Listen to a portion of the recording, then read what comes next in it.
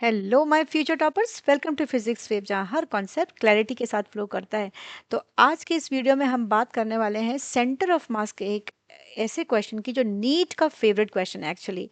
सिर्फ एक फॉर्मूला और आंसर तुरंत निकल जाएगा। सो देखते हैं कैसे करना है इसको। तो उससे पहले एक क्विक रिमाइंडर, अगर अभी तक आपने चैनल को सब्सक्राइब नहीं किया है तो प्लीज़ जल्दी से सब्सक्राइब कर लीजिए ताकि कोई भी कॉन्सेप्ट मिस ना हो। Okay, so let's start. Two objects of mass 10 kg and 20 kg respectively are connected by two ends of a rigid rod of length 10 meter with negligible mass. तो यहाँ पर हमें दो मासेस दे रखी हुई हैं और दोनों को एक रॉड से हमने कनेक्ट किया है जिसका लेंथ हमें दे रखा है 10 metre, but we are not considering the mass of the rod. What we have to find out the distance of the center of mass of the system from the 10 kg mass. तो उस system का मतलब हम मान के चलते हैं हमारे पास ये एक मास हो गया और ये हमारा दूसरा मास हो गया, राइट? क्योंकि मासेस डिफरेंट है। इनको हमने क्या किया है, एक रॉड से कनेक्ट कर दिया है, रिजिड रॉड से कनेक्ट कर रखा है हमने ऐसे, ठीक है। और इसका क्या निकालना है, हमको इसका सेंटर ऑफ मास निकालना है, ठीक है। और ये ऑप्शंस दे रखे हुए हैं, लेकिन किसके रेस्पेक्ट में निकालना है, 10 केजी। तो ये ध्यान रखना है, कभी 20 केजी पूछ लेता है तो ये 10 केजी के रेस्पेक्ट में हम निकाल रहे हैं, फर्स्ट वाले मास के रेस्पेक्ट में। तो हम ये लिख लेते हैं, ये हमारे पास कितना है, this is given as 10 KG, right, and the second mass is given as 20 KG. और ये डिस्टेंस पूरा अगर हम मान के चलते हैं तो ये एक्चुअली पूरा लेंथ हमें दे रखा है रॉड का 10 मीटर, ठीक है। पता है, जब भी हम सेंटर ऑफ मास के क्वेश्चन करते हैं तो यूजुअली सबसे पहला स्टेप हमारा क्या होता है, we will consider one mass to be at the origin, ठीक है। ये तो पता है कि दोनों के मास सेम नहीं है, तो इसका मतलब centre of mass will not lie exactly at the centre, centre पे नहीं आता। अगर मास सेम होता तो सेंटर पे आ जाता, लेकिन अगर डिफरेंट मासेस हैं तो ये ध्यान रखना है, सेंटर ऑफ मास हमेशा हैवियर मास की तरफ शिफ्ट हो जाता है, ठीक है।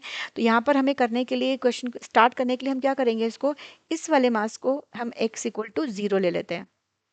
ये हम क्यों करते हैं ऐसा, ताकि हमें एक कोऑर्डिनेट पता चल जाता है। तो यहाँ से जब ये हमें मालूम चल गया तो दूसरा वाला हमारा क्या हो गया, x इक्वल टू 10 मीटर, ठीक है। आप इसको x1 x2 करके भी कर सकते हो, राइट। तो यहाँ से हम इसको ऐसे लिख दें, x इक्वल टू 0 ले लिया, x इक्वल टू 10 मीटर ले लिया।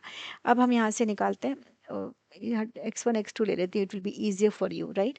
तो यहाँ से हम निकालते हैं और मान के चलते हैं ये कहीं पर जाकर हमारा सेंटर ऑफ मास होगा, ठीक है। तो not exactly at 5 centimetre, okay. तो ये हमने ले लिया पोजीशन ऑफ सेंटर ऑफ मास, ये हमने ये पोजीशन ले लिया।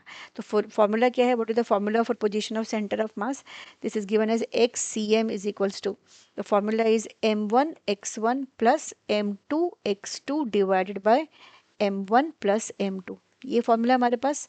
तो यहाँ से m1 है हमारा 10, x1 है 0, m2 है 20, x2 है 10, क्योंकि ये पूरी लेंथ ही 10 है ना, तो यहाँ तक हमारा ये इसका कोऑर्डिनेट 10 हो जाएगा, divided by 10 plus 20, this is 0 plus 2, 20 into 10 200 divided by 30. So what is the answer? This is 20 by 3 meter. So this is 20 by 3 meter हमने कैलकुलेट किया।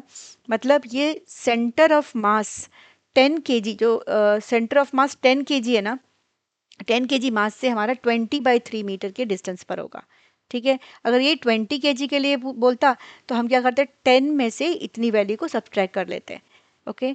I hope the concept is clear. So this first option is the correct option. आपको समझ आया होगा कैसे निकाला है हमने। तो